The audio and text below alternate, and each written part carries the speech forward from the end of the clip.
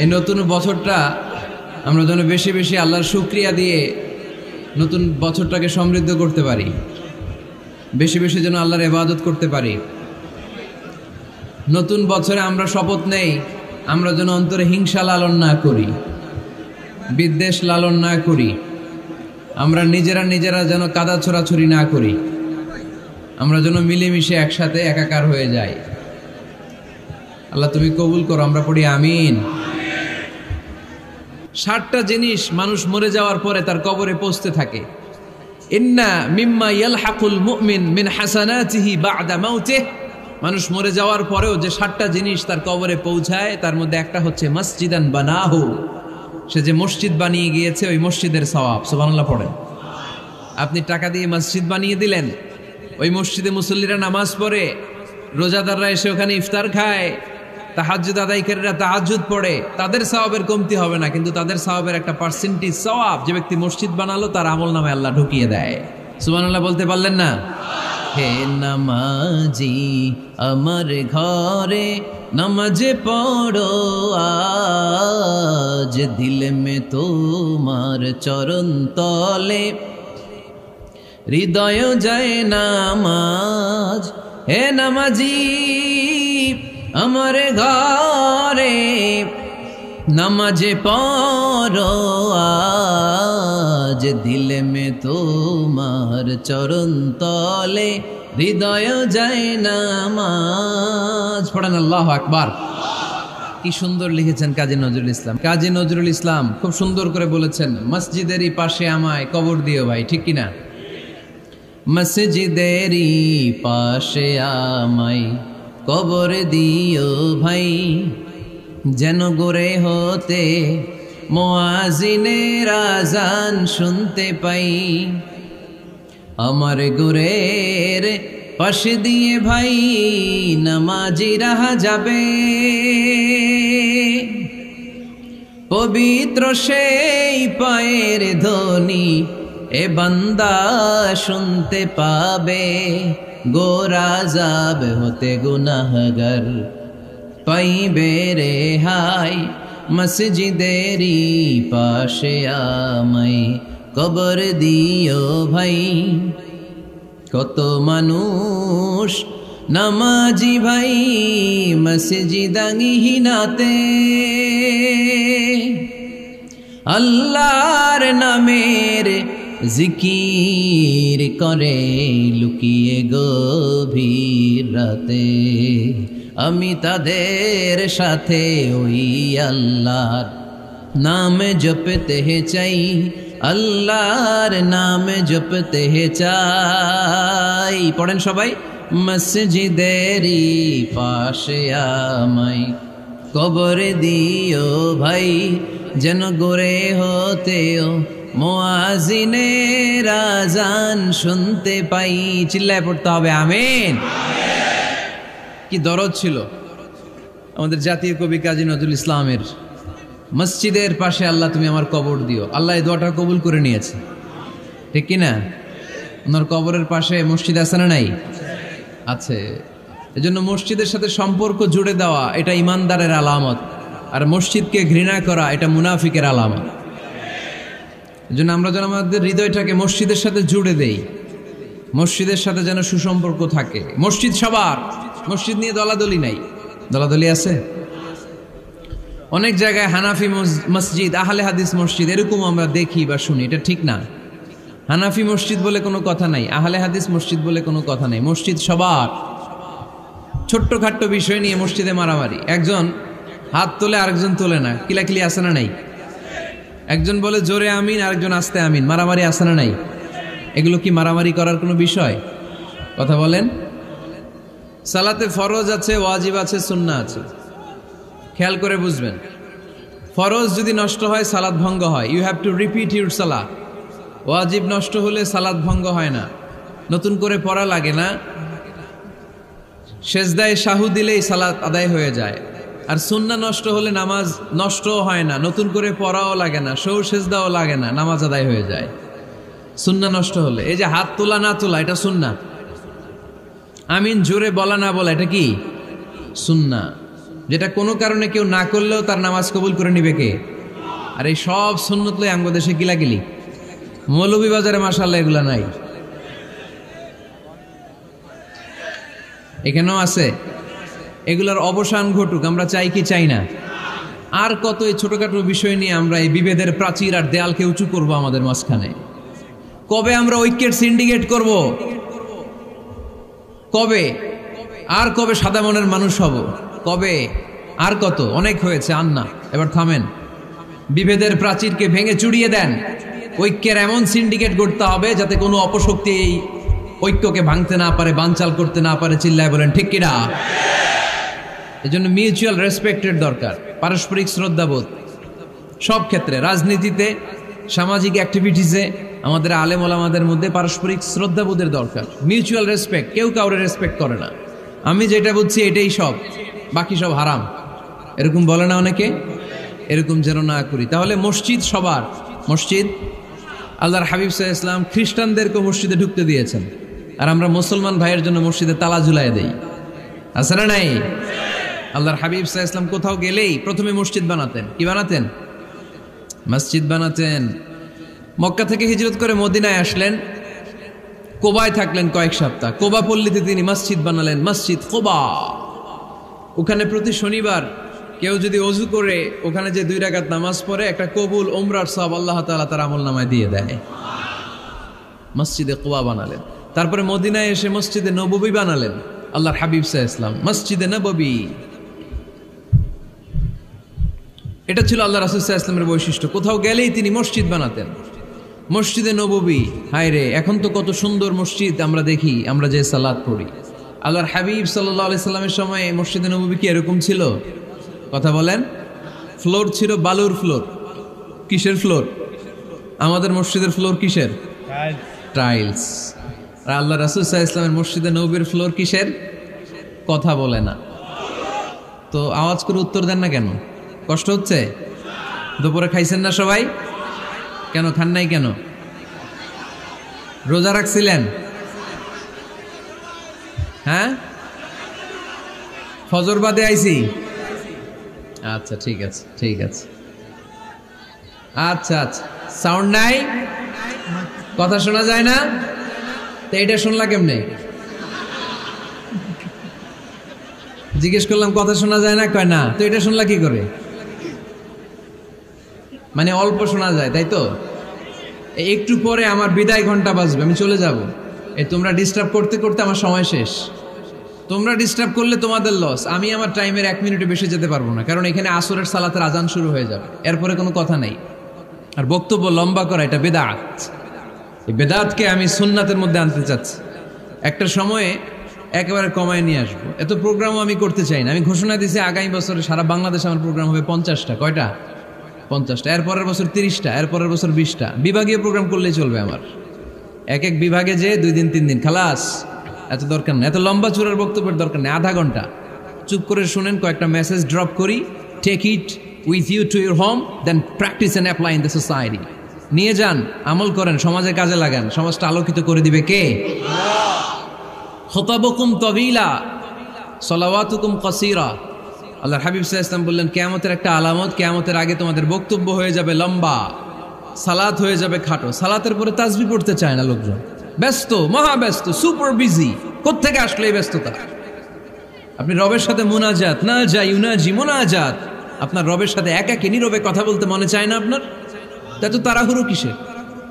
ধীর স্থির হন, একটু স্থির হন, একটু মনোদৈহিক প্রশান্তি অর্জনের চেষ্টা করেন। সব সময় ব্যস্ত, ধাক্কাধাক্কি, উচ্ছৃঙ্খলা, এগুলো আমাদেরকে শেষ করে দিয়েছে। এজন্য লম্বা চোরা বক্তব্য ঠিক না। বক্তব্য শুনতে আমাদের ভালো লাগে, আমল করতে ভালো লাগে না। বক্তব্যটা শেষেই সিগারেট ধরায়, আছে না নাই? মাহফিল শেষেই বিড়ি ধরায়, কয় চমৎকার ওয়াজ করছে হুজুরে। ওয়াজটা সেরকম হয়েছে, অনেক কণ্ঠ সুন্দর হুজুরের। এতদিন ইউটিউবে দেখছি, আজকে সরাসরি দেখাইছি, আছে না নাই? তো কি লাভ হয়েছে? লাভটা হয়েছে কি? এই যে মাহফিল শেষে বিড়িটা ধরাইলেন আর গেলেন, কোনো লাভ হয় নাই। এগুলো থেকে বেরিয়ে আসতে হবে। বছরের পর বছর আমাদেরকে শেখানো হয়েছে একভাবে, কেউ এই পরিবর্তনের আওয়াজ তোলে নাই। আওয়াজ আপনাকে তুলতে হবে।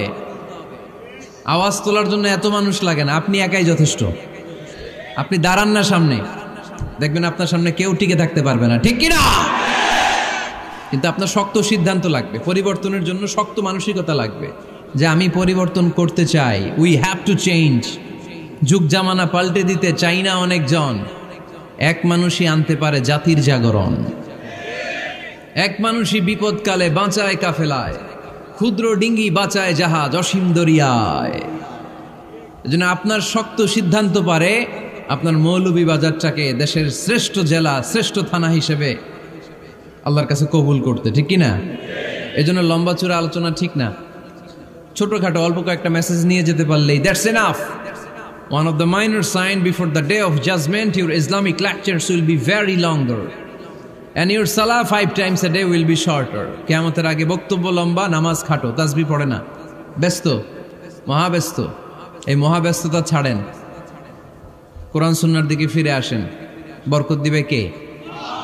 বিশ্বনবীর মসজিদে নববীর ফ্লোর বালুর ফ্লোর ছিল, আমাদের ফ্লোর টাইলস। আল্লাহর হাবিব সাল্লাল্লাহু আলাইহি ওয়াসাল্লামের মসজিদে বালি নিচে, এই বালিতে নামাজ পড়তেন। বৃষ্টি হলে কাদামাটি হয়ে যেত, কাদামাটিতেই সেজদা করতেন। সেজদা করলে কাদার মাটি আল্লাহর হাবিব সাল্লাল্লাহু আলাইহি ওয়াসাল্লামের নাকে আর কপালে লেগে যেত। তিনি সালাম ফিরিয়ে সাহাবাদের দিকে মুখ ফিরিয়ে বসলে দেখতেন প্রতিটা সাহাবীর নাকে আর কপালে কাদার মাটি মিশে আছে। তার মানে প্রিয় নবী সাল্লাল্লাহু আলাইহি ওয়াসাল্লামের মসজিদে নববী ছিল কাঁচা, কিন্তু মুসল্লি ছিল পাকা। আমাদের মসজিদগুলা হয়েছে পাকা, কিন্তু মুসল্লি কাঁচা, ঠিক কিনা? ফজরের সালাতে মানুষ নাই। ইমাম সাহেব আছেন কে কে এলাকায়? দেখি ইমাম, মসজিদের ইমাম, মাশাআল্লাহ। আপনাদের এখানে ওই মসজিদে ফজরের নামাজে কয় কাতার হয়? 5 জন 6 জন? কেনে এত কম? কেনে? হ্যাঁ, আসে না, আসতে চায় না লোকজন। তো এই যে 5-6 জন ফজরের সালাতে, কল্পনা করতে পারেন ফজরের সালাতে এত কম লোক? ফজরের জামাতে লোক যায় না, এটা একটা মহামারী। যেদিন ফজরের জামাতের দৃশ্য আর জুমার নামাজের দৃশ্য একরকম হয়ে যাবে, ওই দিনই বাংলাদেশে ইসলাম কায়েম হয়ে যাবে। এখন স্লোগান তুলে বিপ্লব বিপ্লব, ইসলামী বিপ্লব। আর ফজরের সময় আমি কম্বলের ভিতরে, আছে না নাই? কোনো বিপ্লব হবে না। ফজরের নামাজ জামাতে পড়ুন, সকালটারে বরকতময় করে দিবে কে? আল্লাহর হাবিব সাল্লাল্লাহু আলাইহি ওয়াসাল্লামের মসজিদ ছিল সবার জন্য উন্মুক্ত, এখানে সবাই আসতে পারত। এজন্য মসজিদ হবে সবার। আমরা মসজিদের আবাদকারী হতে চাই।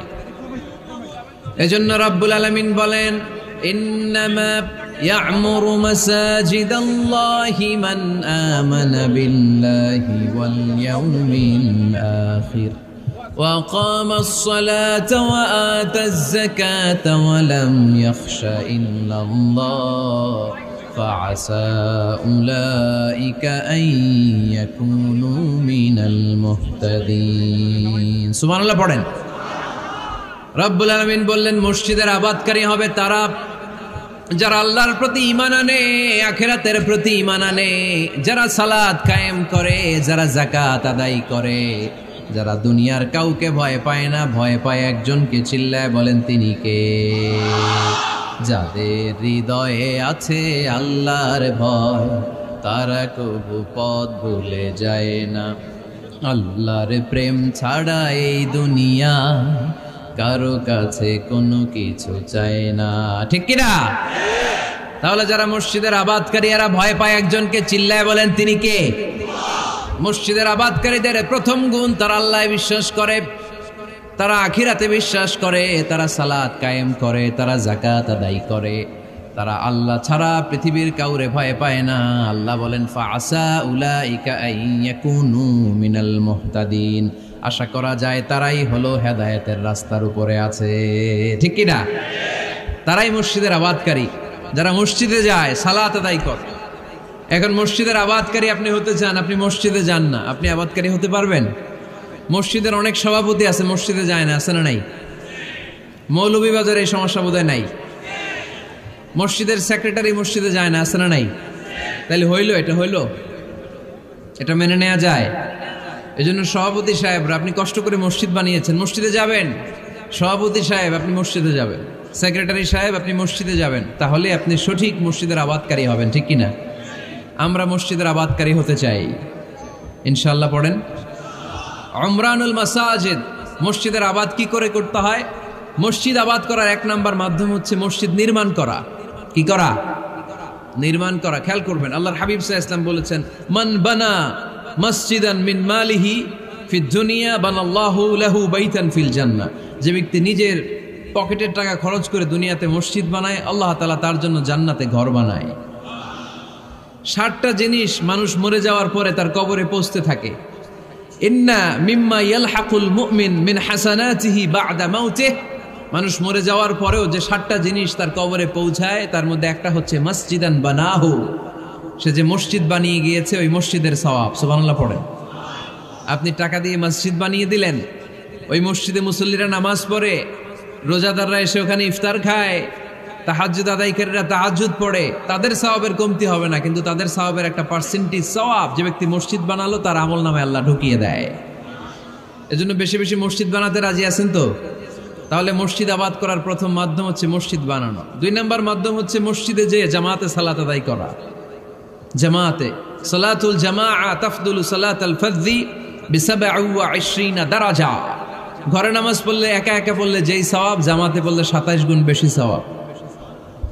সুবহানাল্লাহ বলতে পারলেন না?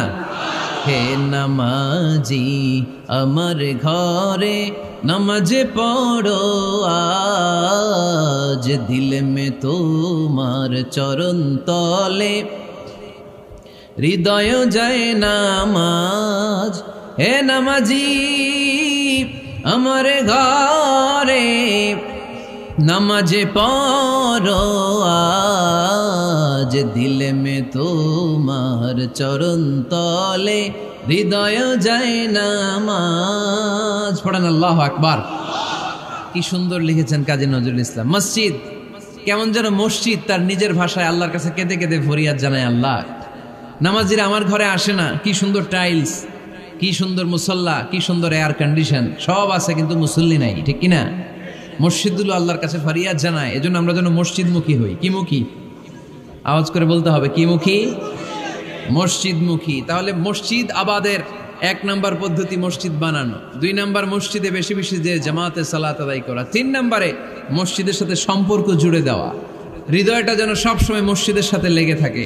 আল্লাহর হাবিব সাল্লাল্লাহু আলাইহি ওয়াসাল্লাম বললেন, সাবআতুন ইউযিল্লুহুমুল্লাহু ফি যিল্লিহি ইয়াওমা লা যিল্লা ইল্লা যিল্লু। 7 শ্রেণীর ব্যক্তিকে আল্লাহ তাআলা কিয়ামতের দিন আরশের নিচে ছায়া দিবে, যেদিন আল্লাহর আরশের ছায়া ছাড়া কোনো ছায়া পৃথিবীতে থাকবে না। সেই দিনটা কি এই দিনের মতো? কিয়ামতের দিনটা আজকের এই দিনের মতো হবে? 50,000 বছর হবে। এটা লেন্থ, এটা ডিউরেশন। কাআন সাফসাফা লা তারা ফিহা ইওয়াজা ওয়ালা আমতা। লেভেল প্লেইং ফিল্ড, তামার জমিন। একটু কল্পনা করেন তো ওই দিনটা কত ভয়ঙ্কর। বাবা ছেলেরে চিনবে না ওই দিন, ছেলে বাবারে চিনবে না, স্ত্রী স্বামীকে চিনবে না, স্বামী স্ত্রীকে চিনবে না, পীর সাহেব মুরিদ চিনবে না, মুরিদ পীর সাহেবকে চিনবে না, নেতা কর্মীকে চিনবে না, কর্মী নেতাকে চিনবে না। হায় হায়, ইয়া নাফসি ইয়া নাফসি বলে কাঁদবে। সূর্যটা মাথার কাছে চলে আসবে, সূর্যের তাপে মাথার মগজগুলো গলে গলে নাকের ছিদ্র আর কানের ছিদ্র দিয়ে টপ টপ করে বেয়ে বেয়ে পড়বে। তৃষ্ণায় মানুষগুলো পাগল পাড়া, জিহ্বাটা বের হয়ে নাভি পর্যন্ত ঝুলতে থাকবে। সেদিন সবাই পাগলের মতো ছুটতে থাকবে, কোনো ছায়া নাই আল্লাহর আরশের ছায়া ছাড়া। আল্লাহর হাবিব বললেন 7 শ্রেণীর ব্যক্তিকে আল্লাহ তাআলা আরশের নিচে ছায়া দিবেন। এর মধ্যে 1 শ্রেণীর ব্যক্তি রাজুলুন কলবুহু মুআল্লাকুন বিল মাসাজিদ। ওই ব্যক্তি যার হৃদয়টা সবসময় আল্লাহর মসজিদের সাথে লেগে থাকে। মসজিদের সাথে যার হৃদয় লেগে থাকে তাকে আরশের নিচে ছায়া দিবে কে? এজন্য মসজিদের সাথে যেন আমাদের হৃদয়গুলো লেগে থাকে। অনেকেই দেখবেন এত ভালো নামাজে, জোহর পরে টেনশন করে আসরটা কই পড়বো, আসর পরে চিন্তা করে মাগরিবের সময় আমি কোথায় থাকবো, মাগরিবের সময় টেনশন, ইস এশাটা হয়ে গেলেই তো শেষ। এরকম লোক আছে না নাই? এদেরকে সেই কঠিন ভয়াবহ দিনে আরশের নিচে ছায়া দিবে কে? তারপরে মসজিদ আমাদের 4 নম্বর পদ্ধতি মসজিদকে পরিচ্ছন্ন রাখা, মসজিদকে ঝাড়ু দেয়া। মসজিদকে যারা পরিষ্কার করে তাদের হৃদয়ের যন্ত্রণা দূর করে দেয় কে? সাইয়েদনা ইব্রাহিম আলাইহিস সালাম এবং ইসমাঈল আলাইহিস সালামকে আল্লাহ তাআলা আদেশ করেছেন তাহহিরা বাইতিয়া লিত-তাইফিনা ওয়াল আকিফিনা ওয়ার রুকআই সুজুদ। হে ইব্রাহিম, ইসমাঈল, বাপ বেটা দুইজন মিলে মসজিদ ঝাড়ু দাও। কি ঝাড়ু দাও? মসজিদেরি ঝাড়ু বড়দার ও কামারে হাত শোনো আমারে মুনাজাত। পড়েন, শোনো শোনো ইয়া ইলাহি আমারে মুনাজাত, শোনো আমারে মুনাজাত। পড়েন আমিন। মসজিদ ঝাড়ু দেওয়া মসজিদ আবাদের অন্তর্ভুক্ত। আপনারা কেউ কোনোদিন মসজিদ ঝাড়ু দিয়েছেন নাকি? কে কে দিয়েছেন দেখি? সবাই সবাই মসজিদের খাদেম? মাশাআল্লাহ। আমিও দিছি মসজিদ ঝাড়ু, অনেক দিছি। মাশাআল্লাহ, আল্লাহ তুমি কবুল করো। যাদের হৃদয়ে বড় জ্বালা, ফ্যামিলিতে সুখ নাই, শান্তি নাই, তারা হৃদয়ে প্রশান্তি আনতে চাইলে এতিমখানায় যাবেন, এতিমের মাথায় হাত বুলিয়ে দিবেন, এতিমের মুখে খাবার তুলে দিবেন। আপনার হৃদয়টারে নরম করে দিবে কে? আল্লাহর ঘর মসজিদে যাবেন, নিজ হাতে মসজিদটারে একটু পরিষ্কার করে দিবেন, আপনার জীবনটারে উজালা করে দিবে কে? তাহলে এগুলো করার মাধ্যমে আমরা মসজিদের আবাদ করতে চাই। আমরা মসজিদের আবাদকারী হতে চাই কি চাই না? আল্লাহর ঘর মসজিদ আবাদ করার মতো শ্রেষ্ঠ কাজ পৃথিবীতে হতে পারে না। এই মসজিদের কিছু আদব আছে, আল্লাহ রাসূল সাল্লাল্লাহু আলাইহি ওয়াসাল্লাম বলেছেন এই আদবগুলো মেনটেন করে যেন আল্লাহর ঘর মসজিদের সাথে আমরা ব্যবহার করি। মসজিদের 1 নম্বর আদব হচ্ছে মসজিদে ওযুর সাথে প্রবেশ করা। কিসের সাথে? ওযু করে পরিচ্ছন্ন হয়ে মসজিদে প্রবেশ করা। এজন্য অপবিত্র অবস্থায় গোসল ফরজ, এরকম অবস্থায় মসজিদে ঢোকা যাবে? কথা বলেন, ঢোকা যায়? যেই নারীদের মাসিক চলতেছে, মেনস্ট্রুয়েশনাল পিরিয়ড চলতেছে, ওই নারীদের পক্ষে মসজিদে ঢোকা জায়েজ আছে? নাই। তাহলে এটা হলো 1 নম্বর আদব। মসজিদে ঢোকার সময় কি করে ঢুকবো? ওযু করে। আওয়াজ করে বলেন, কি করে ঢুকবো? ওযু করে। 2 নম্বর আদব হচ্ছে মসজিদে যাওয়ার সময় সবচেয়ে ভালো জামাটা পরে যাব, সবচেয়ে ভালো পাঞ্জাবিটা পরে যাব। জান তো আপনারা? না সবচেয়ে সিরাটা পরে যান? হ্যাঁ, অনেকের নামাজের জন্য একটা পুরান জামা আছে, সিরা পাড়া, এদিকে হাত উঠাইলে দিকতে দেখা যায়, আছে না নাই? সবচেয়ে সিরা পাড়াটা রাখে নামাজের জন্য, কপাল পোড়া। আর সুন্নাতে খাতনার অনুষ্ঠানে গেলে মাশাআল্লাহ লেহেঙ্গা গায়ে দেওয়া যায়, আছে না নাই? না, আপনি ইবাদতের জন্য সবচেয়ে সুন্দর জামাটা রাখবেন। এজন্য রাব্বুল আলামিন বলেন, ইয়া বানি আদম খুযু জিনাতাকুম ইনদা কুল্লি মসজিদ।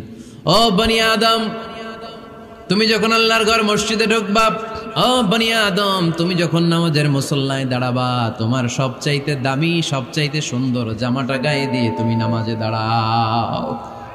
ঠিক কি না? তাহলে এখন মসজিদে যাওয়ার সময় কি গায়ে দিয়ে যাবেন বলেন?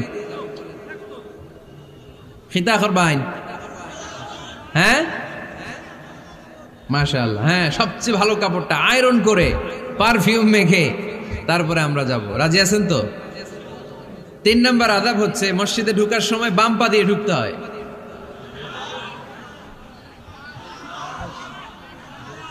কোন পা? আরো জোরে। এদেরকে গুতা মারা লাগে, নাইলে আওয়াজ বাড়ে না। এরকম ভলিউম টাইট করতে হয়, ভলিউম হাই করলে আর পরে বাড়ে, এমনি বলতে চায় না। আর ঘটনা কি? হ্যাঁ, খায় নাই। বদরের যুদ্ধ হয়েছিল রমাদানে, কোনো সাহাবী খায় নাই, না খাইয়া একেবারে সাইজ করে দিছে কাফেরদেরকে। আমরা না খেলেও আমাদের হৃদয়ে ইমানি শক্তি আছে না নেই? এই তো বোঝা যাচ্ছে ইমানি শক্তি আছে। এতক্ষণ আছিল কই? তো মসজিদে ঢোকার সময় কোন পা দিয়ে? এগুলো মনে থাকে আমাদের? ভুলা যাই আমরা, খেয়াল থাকে না তো এগুলা? এত কিছু মনের মধ্যে রাখলে এগুলো মনে থাকবে কেমনে? মসজিদে ঢোকার সময় কোন পা? আরো জোরে। বেরোয়ার সময় কোন পা? মনে থাকবে? মসজিদে যখন ঢুকবেন ডান পা দিয়ে ঢুকবেন, আর দোয়া পড়বেন, আউযু বিল্লাহিল আযীম ওয়া বিওয়াজহিল কারীম ওয়া সুলতানিহিল কদীম মিনাশ শাইতানির রাজীম। বিষ্ণু সাল্লাল্লাহু আলাইহি ওয়াসাল্লাম বললেন, যে ব্যক্তি মসজিদে ঢোকার সময় এই দোয়াটা পড়বে, শয়তান আফসোস শুরু করে। সে বলে, হায় হায়, আজকের দিনের জন্য, সারা দিনের জন্য তো তুই আমার ওয়াসওয়াসা থেকে বেঁচে গেলি। আজকের সারা দিনের জন্য তোরে আমি হারালাম, আজকের সারাটা দিন আল্লাহর পক্ষ থেকে প্রোটেকশন নিয়ে তুই বেঁচে গেলি। আজকের জন্য যা, কালকে তোরে আমি ধরবো। এজন্য এই দোয়াটা পড়ার দরকার আছে না? আউযু বিল্লাহিল আযীম ওয়া বিওয়াজহিল কারীম ওয়া সুলতানিহিল কাদীম মিনাশ শাইতানির রাজীম। 4টা বাক্যের দোয়া। মুখস্থ করতে কষ্ট হলে যে ইউটিউবে চলে যাবে আজকেই, ওখান থেকে শুনে আপনারা মুখস্থ করে নেবেন, এই দোয়াটা পড়বেন। তাহলে ওই দিনের জন্য শয়তানের ওয়াসওয়াসা, টেম্পটেশন, প্রভোকেশন থেকে আপনি আল্লাহ তাআলার প্রোটেকশনে চলে গেলেন। সুবহানাল্লাহ পড়েন। তারপর আল্লাহর হাবিব বললেন, ঢোকার আগে আমারে সালাম দাও। পড়বেন, আসসালামু আলাইকা আইয়ুহান নাবিয়্যু ওয়া রাহমাতুল্লাহি ওয়া বারাকাত। এই 2টা জিনিস যখন করে ফেললেন, তখন ডান পা দিয়ে পড়বেন, আল্লাহুম্মা আফতাহ লি আবওয়াবা রাহমাতিক। সুবহানাল্লাহ পড়েন। আল্লাহুম্মা আফতাহ লি, ও আল্লাহ আমার জন্য তুমি খুলে দাও আবওয়াবা রাহমাতিক, তোমার রহমতের দরজা।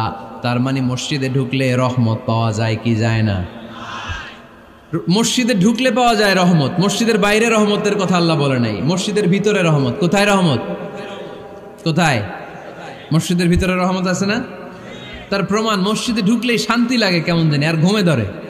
মসজিদে ঘুমাইছেন কারা কারা দেখি? সবাই ঘুমাইছেন? আরে আমি কত ঘুমাইছি। জুমার নামাজের সময় যে কি ঘুম আসে, আসে আসে কমন পড়ছে, একেবারে কমন পড়ে গেছে। ঘুম আসে কারণ রহমত, রহমতের ঝিরি ঝিরি বাড়ি ধারা আল্লাহ তাআলা আরশের উপর থেকে নাজিল করতে থাকে। আর এই রহমতের কারণে হৃদয়টা প্রশান্ত হয়ে যায়, অনেকের ঘুমও চলে আসে, ঠিক কি না? এজন্য আল্লাহুম্মা আফতাহ লি আবওয়াবা রাহমাতিক, ও আল্লাহ তোমার রহমতের দরজাগুলো আমার জন্য খুলে দাও। এই দোয়া পড়লে রহমতের দরজা খুলে দেয় কে? আবার মসজিদ থেকে যখন বের হবেন তখন কোন পা দিয়ে? জোরে বলেন। বাম পা দিয়ে কি পড়বেন? আল্লাহুম্মা ইন্নী আসআলুকা মিন ফাদলিক, ও আল্লাহ তোমার কাছে আমি তোমার পক্ষ থেকে ফদল চাই, মানে রিজিক চাই। রিজিক দেওয়ার মালিক কে? তার মানে খুব সোজা সাপটা কথা হচ্ছে, মসজিদের ভিতরে পাওয়া যায় রহমত, আর বাইরে পাওয়া যায় ফদল বা রিজিক। বাইরে পাওয়া যায় কি? রিজিক। মসজিদের ভিতরে রিজিক আছে। তার মানে সারাদিন মসজিদে বসে থাকলে রিজিক মিলবে? নামাজের সময় নামাজ পড়তে হবে, কাজের সময় কাজ করতে হবে। এটাই হচ্ছে ইসলামের বিধান। নামাজের সময় নামাজ, কাজের সময়। আমি প্রশ্ন করব, আওয়াজ করে উত্তর দেন। নামাজের সময়, কাজের সময়, নামাজের সময়, কাজের সময়। এটা মনে থাকবে।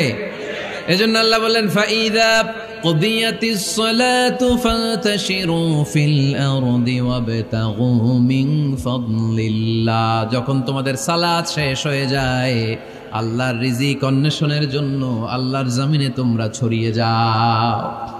নামাজের সময় আসবেন, নামাজ শেষ বের হয়ে যান। ফান্তাশিরু ফিল আরদ, জমিনে ছড়িয়ে পড়ো। নামাজ শেষ, চেয়ারম্যান সাহেব চলে যাবে ইউনিয়ন পরিষদের ভেতরে, ছাত্ররা চলে যাবে হাই স্কুলে, মেম্বার অব দ্য পার্লামেন্ট চলে যাবে সংসদে, সেনাবাহিনীর লোকেরা চলে যাবে ক্যান্টনমেন্টে, ব্যবসায়ীরা চলে যাবে তাদের বাজারে, সিএনজি ওয়ালারা সিএনজি নিয়ে ব্যবসা শুরু করবে, রাস্তায় নেমে যাবে, চিল্লায় বলেন ঠিক কিনা? এটাই ইসলামের বিধান। নামাজের সময় নামাজ, কাজের সময়। আচ্ছা, তাহলে প্রথম সুন্নাত পেলাম, পবিত্র হয়ে ঢুকবো, ভালো জামা পরে ঢুকবো 2 নাম্বার। 3 নাম্বার, ঢোকার সময় কোন পা? বের হওয়ার সময়। 4 নাম্বার, মসজিদে ঢুকেই 2 রাকাত। মসজিদে ঢুকে কয় রাকাত পড়েন আপনারা? তাহিয়াতুল মসজিদ। মসজিদে আপনি ওয়েলকাম জানাবেন, ঢুকেই 2 রাকাত পড়বেন, ওযু করলেই 2 রাকাত।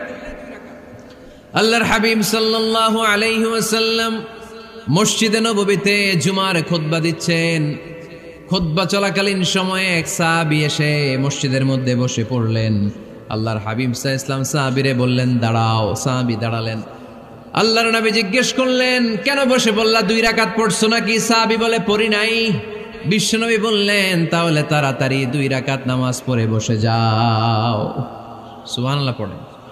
2 রাকাত পড়ো নাই তো পড়ো, দাঁড়াও, তারপরে বসো। দেখেন, খুতবা চলাকালীন সময়ে আমাদের খতিবরা কখনো খুতবা থামায়? কথা বুঝেন নাই? জুমার খুতবা আপনারা শুনেন না? খুতবা চলতেছে, ওই মুহূর্তে ইমাম সাহেবরা কখনো খুতবা থামায়? মাঝখানে কোনো ঝামেলা হলে থামায় না। প্রথম খুতবা শেষ, বসে, তারপরে দ্বিতীয় খুতবা। খুতবার মাঝখানে কোনো থামাথামি নাই। কিন্তু আল্লাহর হাবিব সাল্লাল্লাহু আলাইহি সাল্লাম কেমন খতিব ছিলেন দেখেন। আল্লাহর হাবিব সাল্লাল্লাহু আলাইহি সাল্লামের খুতবা দেওয়ার স্টাইল এন্ড অ্যাটিটিউড এবং আমাদের খুতবা দেওয়ার স্টাইল এন্ড অ্যাটিটিউড আল্লাহ রাসূল সাল্লাল্লাহু আলাইহি ওয়াসাল্লামেরটা কত প্রাণবন্ত ছিল। আল্লাহ রাসূল সাল্লাল্লাহু আলাইহি ওয়াসাল্লাম সোসাইটি ওরিয়েন্টেড একজন পার্সোনালিটি ছিলেন, সমাজের মানুষ কেন্দ্রিক, খুব সামাজিক ছিলেন আল্লাহ রাসূল সাল্লাল্লাহু আলাইহি ওয়াসাল্লাম। তিনি দেখলেন একজন বসে পড়ছে, উনি খুতবা থামায় দিলেন, জুমার খুতবা থামায় বললেন, এই নামাজ পড়ছো না, পড়ো 2 রাকাত পড়ো। আবার খুতবা শুরু করলেন, সুবহানাল্লাহ পড়বেন না? একবার তিনি খুতবা দিচ্ছেন, দেখলেন আল্লাহ রাসূল সাল্লাল্লাহু আলাইহি ওয়াসাল্লামের 2 জন নাতি হাসান আর হুসাইন রাদিয়াল্লাহু তাআলা আনহুমা, ছোট্ট মানুষ, কাতারের ভিতরে ঢুকে কোন সাহাবী টুপি টান দেয়, কারো পাগড়ি ধরে টান দেয়, একজন এদিকে দৌড় দেয়, আরেকজন ওদিকে দৌড় দেয়। মসজিদে একটা ডিস্টার্ব হচ্ছে। আল্লাহর হাবিব সাল্লাল্লাহু আলাইহি ওয়াসাল্লাম খুতবা থামিয়ে দিলেন, মিম্বার থেকে নেমে আসলেন, 2 নাতিকে 2 হাতে ধরলেন, ধরে আস্তে করে জান্নাতের এই 2 সর্দারকে নিয়ে মিম্বারের উপরে দাঁড়ালেন। এই হাতে এই নাতি, ওই হাতে আরেক নাতি। এরপর দাঁড়িয়ে দাঁড়িয়ে তিনি বাকি খুতবা দিলেন। পড়েন সুবহানাল্লাহ। কত প্রাণবন্ত খুতবা। উনিও খুতবা দিতেন, আমরাও খুতবা দেই। আল্লাহর হাবিব সাল্লাল্লাহু আলাইহি ওয়াসাল্লাম খুতবা দিচ্ছেন, এক সাহাবী এসে বলল, ইয়া রাসূলুল্লাহ, মদিনায় দুর্ভিক্ষ, বৃষ্টি নাই, আপনি বৃষ্টির দোয়া করেন। রাসূল সাল্লাল্লাহু আলাইহি ওয়াসাল্লাম খুতবা থামায় দিলেন, থামায় দিয়ে দোয়া শুরু করলেন, আল্লাহুম্মা আসকিনা গাইসান মুগীসান মারিআন মুরিআন নাফিআন গায়রা দার আজিলান গায়রা আজল। আল্লাহ, উপকারে বৃষ্টি দেন, যে বৃষ্টিতে আমাদের ফসল জন্মাবে, সবুজ ঘাস লতা পাতা জন্মাবে, আমাদের গবাদি পশুর রিজিক বাড়বে, এরকম উপকারে বৃষ্টি আমাদেরকে দিয়ে মদিনাটারে ধন্য করে দেন। বৃষ্টি শুরু হলো, জুমাবার বৃষ্টি, শনি রবি সোম মঙ্গল বুধ বৃহস্পতি শুক্র, টানা 7 দিন বৃষ্টি। এবার বৃষ্টির চোটে মদিনায় বন্যা হয়ে গেছে। এতদিনে দুর্ভিক্ষ, এতদিনে কি? এখন বৃষ্টির বরকতের দোয়া করছে, বৃষ্টিতে এবার বন্যা। যেই সাহাবী বৃষ্টির জন্য দোয়া করতে বলেছিলেন, পরের জুমাবারের খুতবার সময় এসে ওই সাহাবী বলেন, ইয়া রাসূলুল্লাহ, আবার খুতবার মাঝখানে, ইয়া রাসূলুল্লাহ, আর বৃষ্টির দরকার নাই, আর দরকার নেই, এবার বৃষ্টি বন্ধের দোয়া করেন। আল্লাহর হাবিব সাল্লাল্লাহু আলাইহি ওয়াসাল্লাম খুতবা থামিয়ে আবার বন্ধের দোয়া, আল্লাহুম্মা হাওয়ালাইনা ওয়ালা আলাইনা, হে আল্লাহ আমাদের চারিদিকে দেন, মদিনাতে আর বৃষ্টির দরকার নাই। চিল্লায় পড়েন সুবহানাল্লাহ। এজন্য খতিব হবে এরকম প্রাণবন্ত খতিব। সমাজে কি চলে, কি ক্রাইসিস, কি সংকট, ইয়াংরা কোন সমস্যায় ভোগে, আমাদের রাজনৈতিক অঙ্গনে কি সমস্যা, আমাদের অর্থনৈতিক অঙ্গনে কি সমস্যা, আমাদের সামাজিক অঙ্গনে কি সমস্যা, আমাদের পরিবারগুলোর ভেতরে কি ঝামেলা, প্রত্যেকটা কথা মসজিদের মিম্বার থেকে আসার দরকার আছে না নাই? আল্লাহর হাবিব সাল্লাল্লাহু আলাইহি ওয়াসাল্লাম এভাবেই সমাজকে ঠিক করে দিতেন। 2 রাকাত মসজিদে ঢুকে আজকে থেকে আমরা পড়ব। মসজিদে ঢুকলেই কয় রাকাত মনে থাকবে না ভুলে যাবেন? তারপরে আল্লাহর হাবিব সাল্লাল্লাহু আলাইহি ওয়াসাল্লাম বলেছেন, খবরদার কবরের উপর মসজিদ বানিও না। কবরস্থান একদিকে, মসজিদ আর একদিকে। কিন্তু বাংলাদেশে মসজিদের সাথে কবর মিলানো আছে না নাই? ছোট্ট একটা মসজিদ, কিন্তু এত বড় বাবার কবর আছে না নাই? না, এগুলো করবেন না আপনি। আগে হবে মসজিদ, পরে কবরস্থান। যেমন মসজিদে নববী হয়েছে আগে, তারপরে বিশ্বনবীর কবর এখানে আছে না নাই? মসজিদে নববী প্রতিষ্ঠিত হয়েছে আগে, পরে বাকি কবরস্থান আছে না নাই? কিন্তু কোন আল্লাহর ওলির কবরস্থানের উপরে যদি মসজিদ বানান, তার উপর লানাত দিয়েছে কে? লাআনা রাসূলুল্লাহ আলাল ইয়াহুদ ওয়ান নাসারা ইত্তাখাযু কুবুর আমবিয়াইহিম মাসাজিদা। আল্লাহর রাসূলের লানত ইহুদি নাসারাদের উপর, কারণ ইহুদি আর নাসারাদের একটা খাসলাত, একটা বৈশিষ্ট্য ছিল, তারা তাদের নবীদের কবরের উপরে মসজিদ বানায় ফেলতো। এটা করা যাবে? এজন্য এলাকায় এলাকায় এই ঝামেলা, কবর আর মসজিদ হবে আলাদা। আবার মসজিদের কেবলার দিকে যেন কবরস্থান না হয়, তাহলে শিরক হওয়ার সম্ভাবনা আছে না নাই? খুব সাবধান, আল্লাহ সব মাফ করে কিন্তু শিরক মাফ করে না, ঠিক কি না? শিরক হচ্ছে মহাপাপ, সব পাপের বাপ। এজন্য আমরা সব করলেও শিরকের গুনাহ মুসলমান কখনো করতে পারে। এরপর আল্লাহর হাবিব বললেন, মসজিদকে পরিষ্কার পরিচ্ছন্ন রাখো, এটাও মসজিদের আদাব। মসজিদে আতর লাগিয়ে দেন, বাখুর জ্বালিয়ে দেন। আপনাদের এই এলাকার মধ্যে তো বাখুরের অভাব নাই, আগরের অভাব নাই, ঠিক কিনা? গতকাল প্রোগ্রাম ছিল কই? সুজানগর, আগরের রাজধানী। আগর চিনেননি আপনারা? হ্যাঁ, এই যে দেহনেল উদ পারফিউম, আপনাদের এই যে মাহাতাব সাহেবের আল হারামাইন, এরপরে যে আজমল কোম্পানি, এও আপনাদের এই মৌলভীবাজার এলাকার। এরকম অনেক কোম্পানি আছে দুবাই ভিত্তিক, গোটা বিশ্বে ওনারা ব্র্যান্ডিং করেছে। এগুলোর র ম্যাটেরিয়াল, কাঁচামাল যায় হচ্ছে আপনাদের মৌলভীবাজার থেকে। সম্মানিত ভাইয়েরা, মসজিদ পরিষ্কার পরিচ্ছন্ন রাখবেন, এই বাখুর জ্বালাবেন, দেহনেল উদ, এই পারফিউমগুলো ছড়িয়ে দিবেন। মসজিদের মধ্যে অনেক মসজিদে দুর্গন্ধ আছে না নাই? এই কার্পেটের মধ্যে ময়লা, পরিষ্কার করেন। আল্লাহর হাবিব সাল্লাল্লাহু আলাইহি ওয়াসাল্লাম বলেছেন, খবরদার।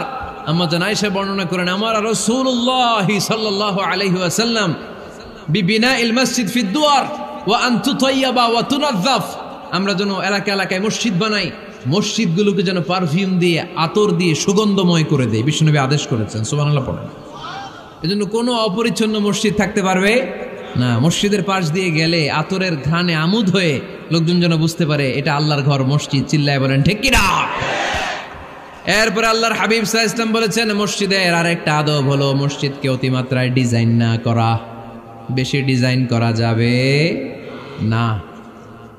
এমন ডিজাইন করা যাবে না যে এটা মসজিদ বোঝাই যায় না। এত লাইটিং ফাইটিং করে, এটা কি মসজিদ না কমিউনিটি সেন্টার বোঝাই যায় না।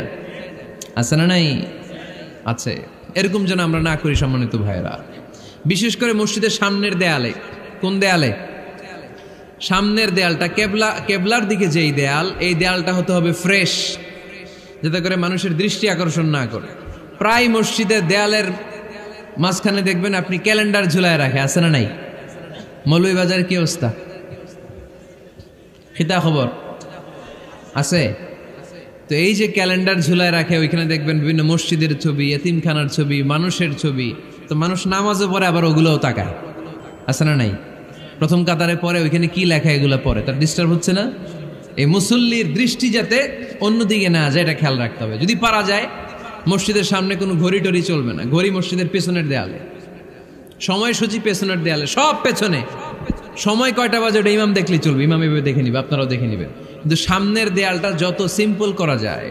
আল্লাহর হাবিব সাল্লাল্লাহু আলাইহি ওয়াসাল্লাম নামাজ পড়া অবস্থায় সামনে এমন কিছু রাখতেন না যেটার দ্বারা আল্লাহর হাবিব সাল্লাল্লাহু আলাইহি ওয়াসাল্লামের সালাতে মনোযোগ অন্যদিকে চলে যায়।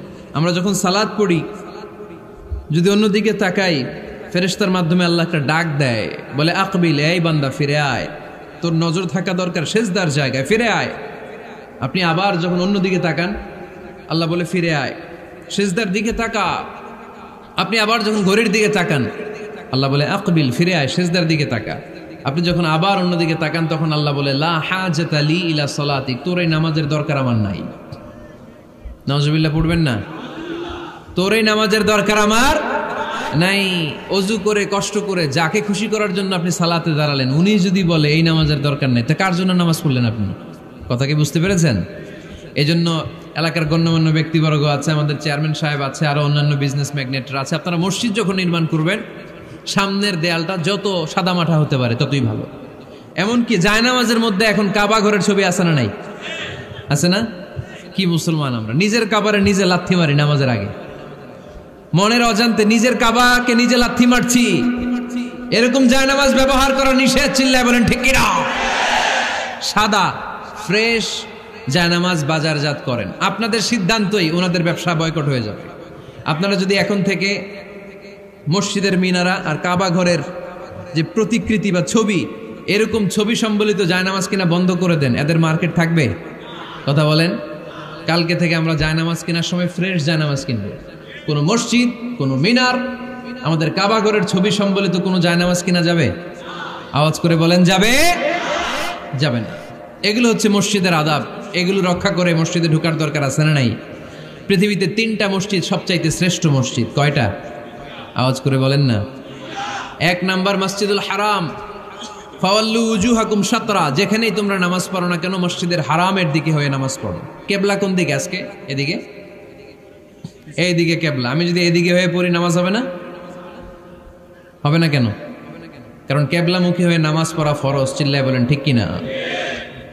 মসজিদুল হারাম পৃথিবীর প্রথম মসজিদ। ওখানে একটা ঘর আছে, ঘরটার নাম হলো কাবা। ইন্না আউওয়ালা বাইতিন উদিআ লিন-নাসি লাল্লাযী বিবাক্কাতা মুবারাকা। এই পৃথিবীর প্রথম ঘর, যেই ঘরটা স্থাপিত হয়েছে বাক্কা শহরে। বাক্কা মক্কার আগের নাম, এখন শহরের নাম মক্কা। আগে নাম ছিল কি? সবাই বলেন কি নাম ছিল? বাক্কা। এটা পৃথিবীর আদি ঘর। সব নবীদের পরশধন্য পদধূলিতে এই জায়গাটা বরকতময় হয়েছে। এটা এমন ঘর যেই ঘরের চারদিকে 1 রাকাত নামাজ পড়লে 1 লক্ষ রাকাতের সওয়াব পাওয়া যায়। হজ উমরা করেছেন কে কে দেখি? হজ উমরা করেছেন আপনারা না? মাশাআল্লাহ। আমরা যারা করতে পারি নাই, আল্লাহ তাদেরকেও তৌফিক দাও। আমরা যেন এই কাবা ঘরে যে প্রাণ ভরে সালাত আদায় করতে পারি, আল্লাহ তৌফিক দান করো। আমরা যেন মসজিদে নববীতে যে প্রাণ ভরে সালাত পড়তে পারি, তৌফিক দান করো। আল্লাহর হাবিব সাল্লাল্লাহু আলাইহি ইসলামের কবরের সামনে দাঁড়িয়ে যেন আমরা প্রাণ খুলে মন প্রাণ উজাড় করে বিশ্বনবী সাল্লাল্লাহু আলাইহি ইসলামকে সালাম দিতে পারি। আল্লাহ তৌফিক দান করো। এই কাবা ঘরকে কেন্দ্র করে প্রতিদিন 100টা রহমত নাজিল হয়। আওয়াজ করে বলেন কয়টা? আল্লাহর হাবিব বললেন প্রতিদিন প্রতিনিয়ত 100টা রহমত নাজিল হতেই থাকে। 60টা রহমত তাদের উপর নাজিল হয় যারা কাবা ঘরের চারদিকে তাওয়াফ করে। 40 লিল মুসাল্লিন, বাকি 40টা নাজিল হয় যারা কাবা ঘরের পাশে নামাজ পড়ে। 20 লিন নাযিরিনা ইলাল কাবা, বাকি 20টা রহমত প্রতিনিয়ত নাজিল হয় যারা তাওয়াফ করে না, সালাত আদায় করে না, শুধু কাবার গিলাফের দিকে তাকিয়ে থাকে। কাবার দিকে তাকায় থাকলেই সওয়াব। সুবহানাল্লাহ পড়েন। এক রাকাতে কয় লক্ষ রাকাতের সওয়াব। এজন্য আল্লাহর হাবিব সাল্লাল্লাহু আলাইহি ওয়াসাল্লাম বলেছেন লা তুশাদ্দুর রিহাল ইল্লা ইলা সালাসাতি মাসাজিদা, স্পেশাল ভার্চু এন্ড রিওয়ার্ড, বিশেষ সওয়াবের নিয়তে পৃথিবীর এই 3টা জায়গা ছাড়া কোথাও নিয়ত করে ভ্রমণ করা জায়েজ নাই। এক হচ্ছে মসজিদুল হারাম, 2 হচ্ছে মসজিদ নববী, 3 হচ্ছে মসজিদুল আকসা। এই 3টা মসজিদ ছাড়া পৃথিবীর কোনো মসজিদে নিয়ত করে সফর করা যাবে না। বিশেষ নিয়তে সফর করা যাবে না যে আমি যদি এই মৌলভীবাজারের জামে মসজিদে যাই বেশি সওয়াব পাওয়া যাবে, এই নিয়তে সফর করা যাবে না। বেশি সওয়াব শুধু এই 3 মসজিদে। মসজিদুল হারামে 1 রাকাতে কত রাকাতের সওয়াব? কথা কয় না, বুঝে নাই বোধহয়। কয় লক্ষ? আর মসজিদে নববীতে 1 রাকাতে 1000 রাকাতের সওয়াব। আরেক বর্ণনায় আছে 50,000, বর্ণনাটা দুর্বল। সহিহ বর্ণনায় এসেছে 1 রাকাতে 1000 রাকাতের সওয়াব। মসজিদুল আকসায় সালাত পড়লে 1 রাকাতে, এক বর্ণনায় এসেছে 250 রাকাতের সওয়াব, আরেক বর্ণনায় এসেছে 500 রাকাতের সওয়াব। এই 3টা মসজিদ ছাড়া যে নামাজ পড়লে বেশি সওয়াব হবে, এই নিয়তে সফর করা যাবে? চিল্লায় বলেন যাবে। তবে মসজিদটা দর্শন করার জন্য যেতে পারবেন। মসজিদটা দেখতে কেমন, এটার ক্যালিওগ্রাফিক্যাল ডিজাইন কেমন, এটার আর্কিটেকচারাল ডিজাইন কেমন, এটার দৃষ্টিনন্দন সৌন্দর্য কেমন, মসজিদটা দেখতে কেমন, দেখতে যেতে পারবেন। কিন্তু বিশেষ সওয়াব রিওয়ার্ড এই 3টা মসজিদ ছাড়া অন্য কোনো মসজিদের জন্য হবে না। এই মসজিদ হচ্ছে আমাদের সামাজিক ঐক্যের কেন্দ্রবিন্দু, এটা হচ্ছে আমাদের কমিউনিটি সেন্টার। আমরা শুধু নামাজের জন্য মসজিদকে ইউজ করি, এছাড়া আরো অনেক ইউসেজ আছে মসজিদের। খেয়াল রাখবেন, আমাদের মুসলমানদের মসজিদ হিন্দুদের মন্দিরের মতো নয়। কোথায় আজান হইছে? শেষ করে দিব না? সুবহানাকাল্লাহুম্মা ওয়া বিহামদিকা আশহাদু আল্লা ইলাহা ইল্লা আনতা আস্তাগফিরুকা ওয়া আতুবু